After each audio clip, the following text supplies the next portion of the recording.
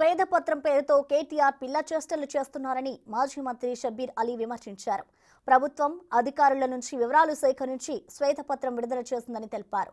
ప్రభుత్వ శ్వేతపత్రాన్ని తప్పుల తడక అని బీఆర్ఎస్ నేతలు ఎలా చెబుతారని షబ్బీర్ అలీ ప్రశ్నించారు. దమ్ముంటే కేటీఆర్ తప్పులు నిరూపించాలని డిమాండ్ చేశారు.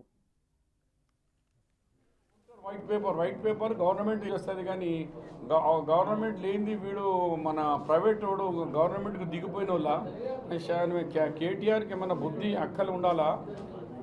ఇప్పుడు ఎవరు ఫైనాన్స్ సెక్రటరీ ఆయన దగ్గర ఉన్నాడు 4 సంవత్సరాల నుంచి రామకృష్ణరావు, అదే ఫైనాన్స్ సెక్రటరీ, అదే ఇరిగేషన్ ఇంజనీర్స్, అదే ఎలక్ట్రిసిటీ వాళ్ళు ఎవరు దీని మీద సంతకాలు పెట్టిరు సేమ్ వాళ్ళతోనే 4 సంవత్సరాల నుంచి సంసారం చేస్తున్న ఆఫీసర్లే ఇప్పుడు సంతకం పెట్టిరు. వాళ్ళ గవర్నమెంట్ అబద్ధం ఎట్లా పెడతారో ఛాలెంజ్ చేయండి. Government is government. మీరు నడిపించిన వైట్ పేపర్ అదే వాల్యూ మేము చేసిన. మా కౌంటర్లో ఇది డూప్లికేట్ ఉన్నది, 6 లక్షల కోట్లు కాదు 3 లక్షల కోట్లు ఉన్నది అని వైట్ పేపర్ చేశారంటే జస్ట్ బేకూఫ్తనం, చైల్డ్నెస్, చిన్న పిల్లలు తిరిగా ఆ జోక్ ఉంది. అది నీకు దమ్ముంటే ఛాలెంజ్ చేయి, కోర్టుకు పెట్టు. ఈ వైట్ పేపర్లో ఇవి తప్పులేని చెప్పు, కానీ అది కానే కాదు 3 లక్షల కోట్లు ఉన్నాయి.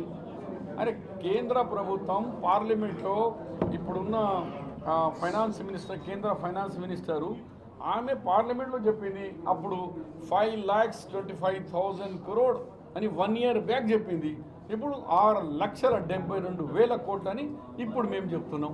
ఇది గవర్నమెంట్ లెక్కలు, ఆఫీసర్ సంతకాలతో బయటికి వెళ్తాయి. దాన్ని కూడా ఛాలెంజ్ చేస్తానంటే వాళ్ళు ఇప్పుడు పెద్ద మెధావులు అనుకుంటుండో ఏమనుకుంటున్నారు.